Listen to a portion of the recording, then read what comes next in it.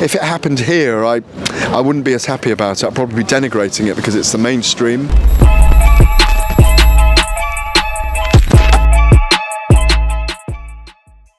This is Jonathan Aguilar for Pro Boxing Fans, joined by Gareth A Davies. Gareth, we're here at the workout for Usyk against Dubois.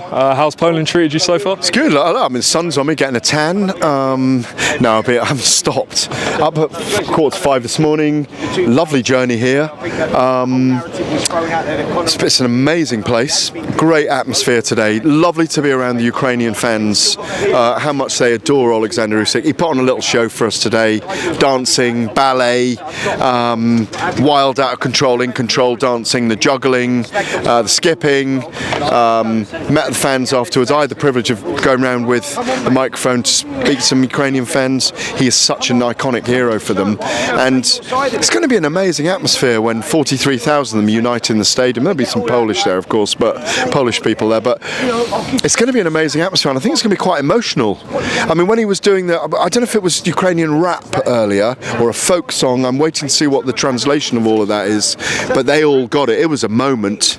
You put your things down and watched that, didn't you? Or you filmed it. Did you film it? It was a moment. It was a moment. You know, I'm looking forward to seeing what that was. It's great to be here. Daniel Dubois looks confident, fresh. Loved the moves he was making with Don Charles. My God, if he can put that into action. Hey, let me get the suntan. If he can put that into action,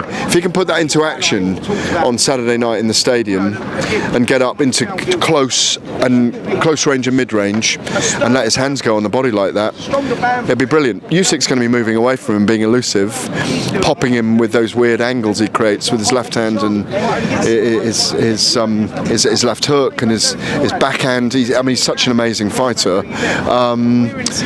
But for me, it's great to be here. It feels like a big occasion. 3 world heavyweight titles on the line. Come on. I want to ask you about, I was at the Dubois workout last week in London, and here again he's been targeting the body of Don Charles. Are they bluffing us here, or you honestly think that's the game plan? No, he's got to make it a 6-round fight, and then if he's still there and he's hurt Usyk and he has to battle through and finish him, that's what he's got to do. He's got to do that.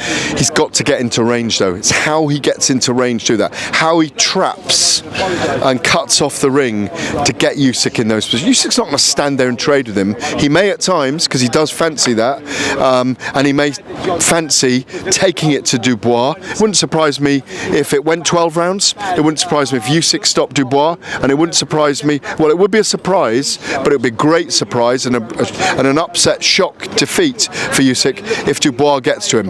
But he could do it early if he hurts him. He's got to take a leaf out of the book of Derek Chisora in Usyk's second fight and really aggressively pressure him early on in the fight. Spencer Oliver said that this is would be one of the biggest upsets, like your Ruiz Joshua's, Lewis McCall's, etc. Do you agree with him? Yeah, Mike Tyson, Buster Douglas, 1990 Tokyo, absolutely. He's a 9-1 favourite. Most people rank Usyk as on favourite. Most people rank Usyk as, I know they'll argue about Terence Crawford and Naoya Inoue. A lot of people think he's pound for pound number 1. He's barely had a round go wrong for him. He dominated the cruiserweight division as a road warrior. He's done the same as a heavyweight. Back home celebrating now. He's lifted by these kind of occasions. His super id comes out. I like to talk about the super id, the super ego that comes out on grand occasions. The great sports people can shift the pattern of an event, a fight, the course of a dance, and he's got that in him. There's no question he's got that in him. A hyper focus. He's got a screw loose. We love that about Usyk. Yeah, massive upset if it does. Good luck to Daniel Dubois. It's an amazing story for us if he does. Also ranks with Fury and Klitschko 8 years ago. I don't think you mentioned that one. Did you mention that? That was a big upset at the time. We all went to, not we all, before you guys were around. Only Kugan, Cassius and IFL were around then. We went to Dusseldorf with Fury 8 years ago. We didn't expect him to beat Klitschko, but he fuddled him, he muddled him, he befuddled him, took his jab away, and Klitschko couldn't let go of the right hand all night. It was a low punch count fight, and Fury went away with it. This is a different style of fight. dogfights. For me, make it a dogfight, Daniel Dubois. Go in there, take it as a win-win, put everything on the line, go out on your shield if you have to. You can come back from this, but take your opportunity now. Just a couple more away from this and we'll finish up. John Fury, have to talk about him. You were there yesterday amid the chaos. He's come out today and apologised for his comments. What did you make of everything that went down? Did you enjoy it? Did I enjoy it? Yeah, I mean, it was, well, I was there professionally. I was doing interviews for Talk Sport. I was observing. I was doing on-air stuff. Did I enjoy it? Yeah, I enjoyed it. Of course I enjoyed it. I love my job and I love being there.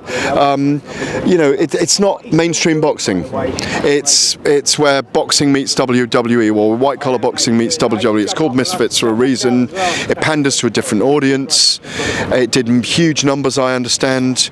John Fury's apologised today. I think you just mentioned, you know, because he probably feels, oh, did I go too far yesterday? But he is goaded by the Paul brothers. KSI was goading him yesterday. I think they stepped back a little bit. I don't think they fancied a two-step shuffle with Big John. And he seemed to mean it. Seemed to mean business at the time.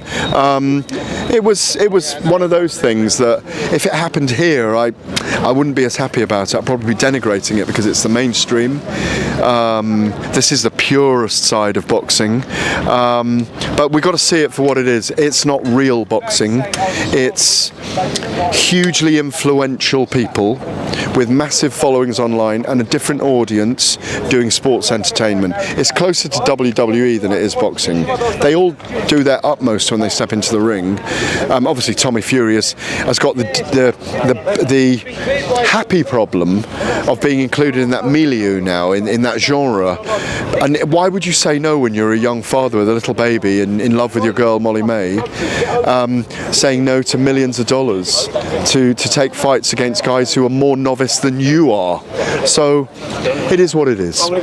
Last one, Alicia Baumgardner. We saw obviously the news come out last week. She's been protesting her innocence. I know Frank Warren came out with some comments suggesting. Last one. We're on the last one.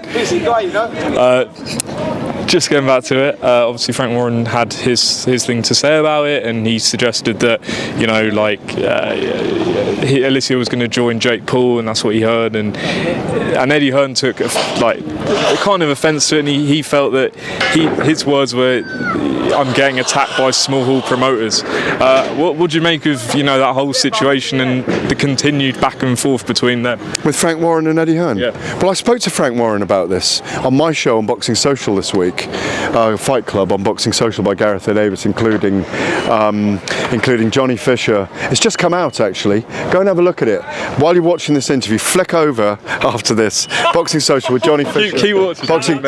Boxing with Johnny Fisher, and I've got to tell you, genuinely, you will have spoken to him before, with Johnny Fisher and Kane Baker this week. What a story Kane Baker is. What an extraordinary story is. Frank Warren came on that, and I asked him about Eddie's comments about him being a small hall promoter, and Frank said, yeah, I am. I do love doing the York Hall and places like that. I always believe, and he does, he's right, to his word, in building fighters from the bottom up, in building processes from the bottom up. And the truth is, the week before I had Eddie Hearn on that show, and he admires the rhinoceros skin of Bob Arum and Frank Warren. They're all in the same business. They're rivals. They're always going to go at each other. If they didn't have that competitive spirit, if they didn't have that ability to embrace the animosity and the attrition, they wouldn't be where they are. Gareth, enjoy the rest of your time here in Poland. Keep it locked. We wouldn't be here. That's it. And I appreciate your time as always. Pleasure.